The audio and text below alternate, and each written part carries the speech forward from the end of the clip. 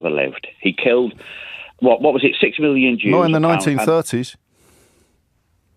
With 1939, the Second World War started. Compare him to 1936 Hitler. Compare him to 1935. I mean, what is it? You steal elections and you encourage Americans to kill Americans so that you can stay in power after you've been voted. All right. This might genuinely be one of the wildest political debates you'll watch today because this conversation completely falls apart in 3 different stages. Before we dive in, comment where you're watching from, and don't forget to like and subscribe so you don't miss the next one. First, you've got a Trump and Brexit supporter confidently defending policies he can't even explain.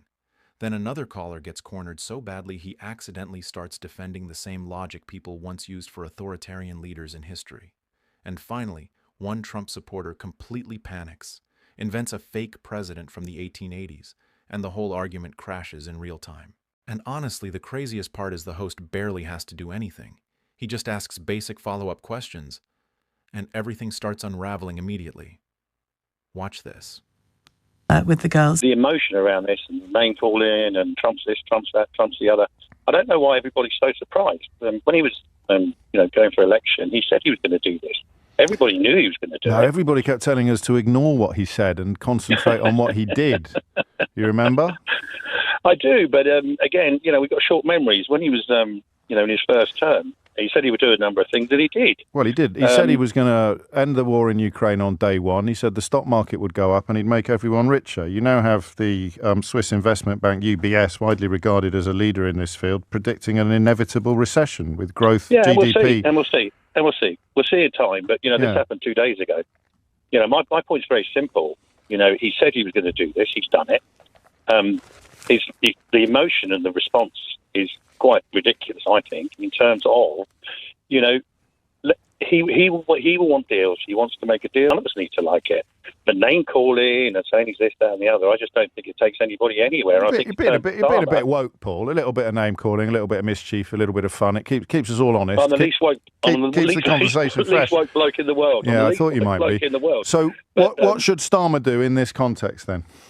Well, I think the first thing is, it's 10%. I think that was probably better than the UK thought it was going to be. I think... no, it's exactly the same as every other country in the same situation as us. Yeah, except Europe. No, they're not in the same situation as us. They have a different trade balance, a different balance of trade. So any country with a comparable balance of trade to us gets the 10%. There's no special treatment there whatsoever. Okay, so that's where we are. Trump is looking after America. It's his country. It's not our country. You just said it's going to go into recession. Its own stock market. They've lost $2 trillion. How is that looking after America? No, I will, but you're going to have to address the question of how is a $2 trillion loss overnight looking after America? Well, he's talking 1 day, 2 days. Let's see what it's like in 3 months. Who knows? I don't know, and nor do you.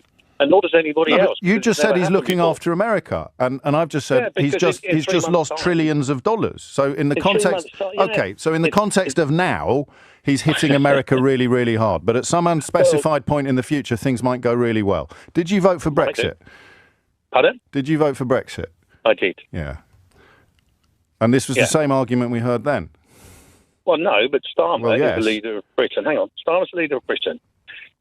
Because we are on our own, he can decide what the government decides to do in response to these tariffs. Now, he can retaliate. That's up to him. He's our leader.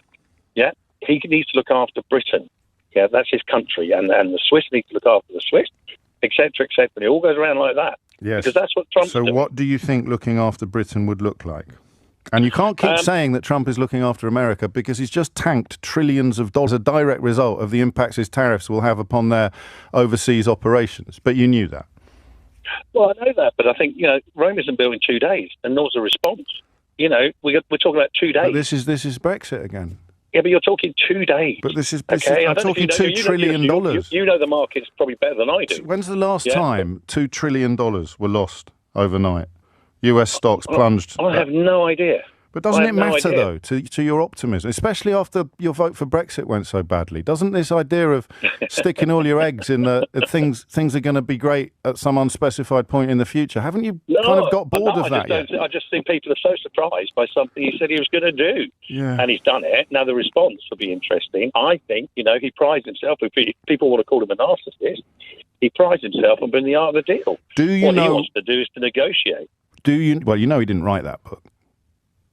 Well, no, I know. You're right. do you know what happened the last time they brought in tariffs like this? Oh, God, no, I haven't got a clue. But doesn't it matter, Paul? No, because I think that... No, I mean, that's why I find conversations like this fascinating. You voted for Brexit. You're making all the same arguments about Brexit. Brexit was an undiluted catastrophe, but this one will go really well. I'm not sure it is a catastrophe, was it? What's your favourite bit?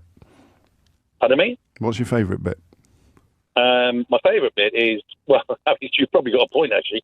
It's about controlling entry and exit from the country. How's that worked out for you? That's probably, you have a point. Yeah, and we could, of course, have controlled it a lot more robustly before you voted for it. So the thing you voted for has been a catastrophe. The reason why you voted for it has got immeasurably worse, but you believed things would be brilliant at some unspecified point in the future, and here you are making exactly the same arguments about Donald Trump. Well, no, what I'm saying is, I think... No, hang on. I have hung on. It's about the people. It's about the people, who are leading, this country. Yeah, and it should be very easy for this country to control its borders. They don't, because the government... Everybody who likes Trump and Brexit is obsessed with immigration. And here you are talking about $2 trillion losses that America has taken overnight, saying, hey, wait and see, it might all turn out to be brilliant. But what you really, really care about is immigration. No, I don't. I think I care about... Why'd you bring it up then? Well, you brought it up. I didn't. No, I didn't. I asked what your favourite bit of Brexit. I asked what your favourite bit of Brexit was. I asked what your favourite bit of Brexit was. I gave you an example. You're right. Yeah, but no. So, what is your actual favourite bit of all the things that have happened? Yeah, and Brexit has played out, which is why the parallel is so interesting. So, of all the things that have happened, what's your favourite bit of Brexit? Yeah, I think just controlling your own laws. Which ones do we control now that we didn't control before? There's a lot now that we're not impacted by the EU that we were. I didn't like being dictated to by Brussels. Like on what? On what? Well, whatever the silly laws came out of them. Go on, then give me one. Give me one. Oh, come on! There were loads. I can't think of one, but you can because you know that there are loads. Go on, give me one. Don't be silly. Give me one. Out of Brussels, there were loads out of Brussels. Give me one. Why is that funny? Lots. You voted for it. There are lots, and you can't name one. Well, Brussels, we didn't have control of our own laws. For example? I can't think of an example. Well, I'll wait. Pardon me? I'll wait. You'll have a long way. I can't think of an example. No, but you're bound to be able to, because there's loads. Paul just told me. So I'll wait. You're very good, but no. No, I'm not. I just care about facts.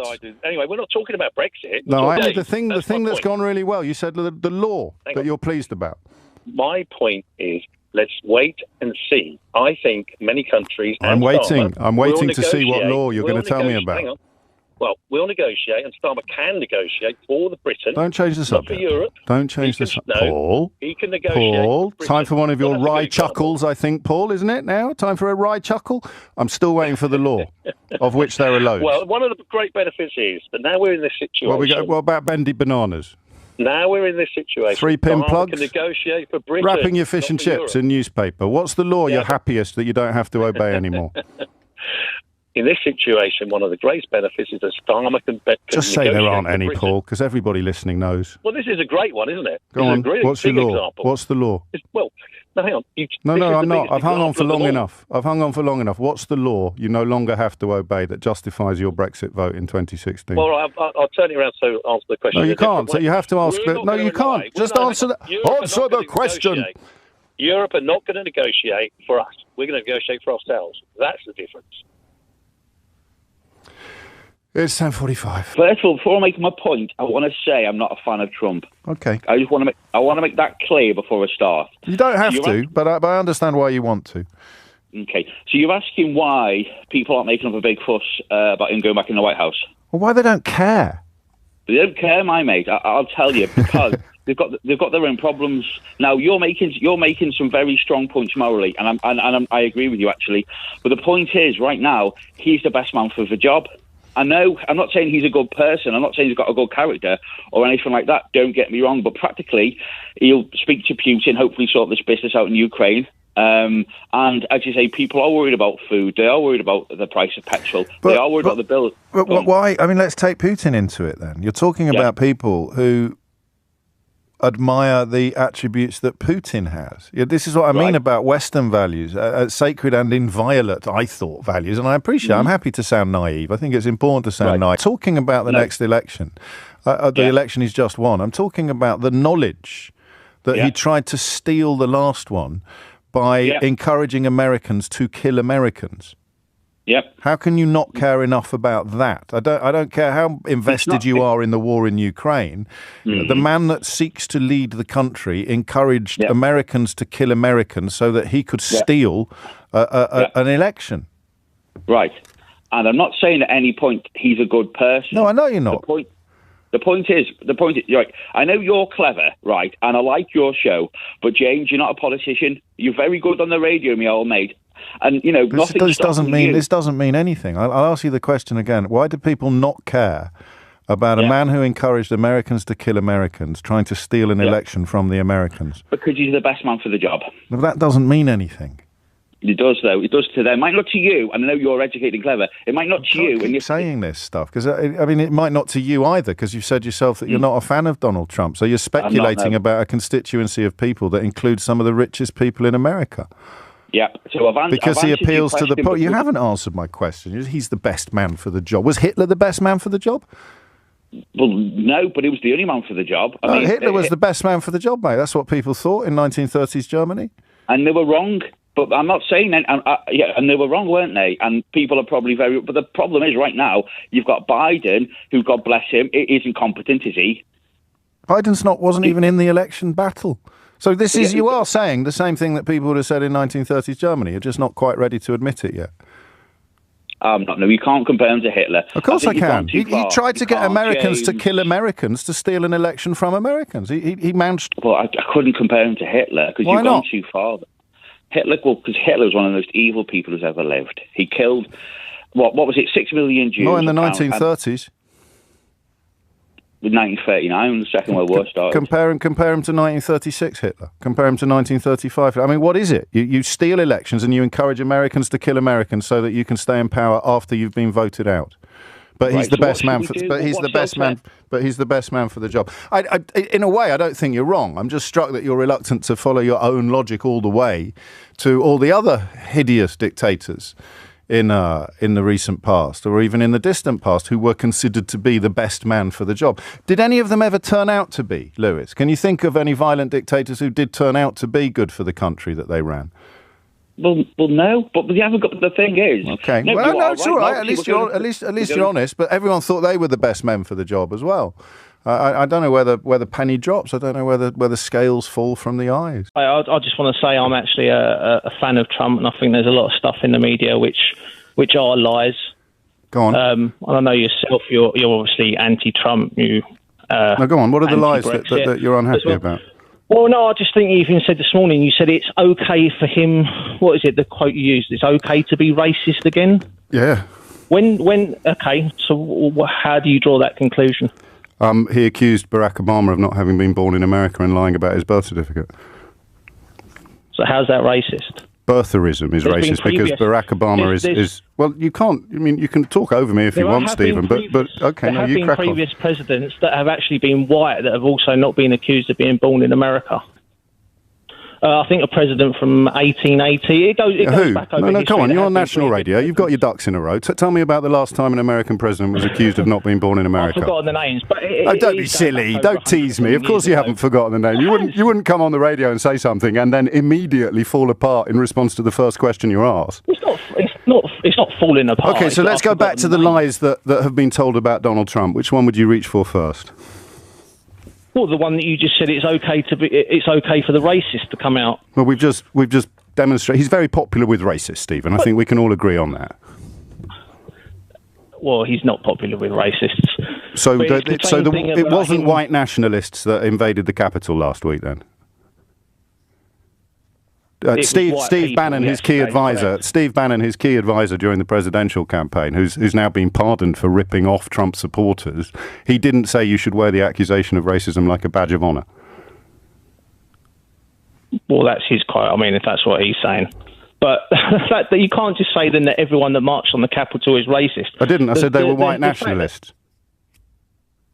you're also portraying that. So let's go back to the lies, Stephen. Let's go back to the lies that the mainstream media in America has told about Donald Trump. Well, I've just told you the fact that he's racist. But we've just proved that he is. But because he's questioned someone's birth certificate, that makes him racist. No, because he questioned a black man's birth certificate, knowing that it was absolutely untrue. So that would be called a racist lie, which is encouraged to make people who are uncomfortable with Barack Obama's skin colour believe something that's not true about him, because it then undermines the legitimacy of his presidency. So briefly, because it's not going great, but I'd like you to stick around for a little bit longer. What is it you liked about him, Stephen? I think that he come out and spoke a lot of the truth on stuff. Yeah, what stuff?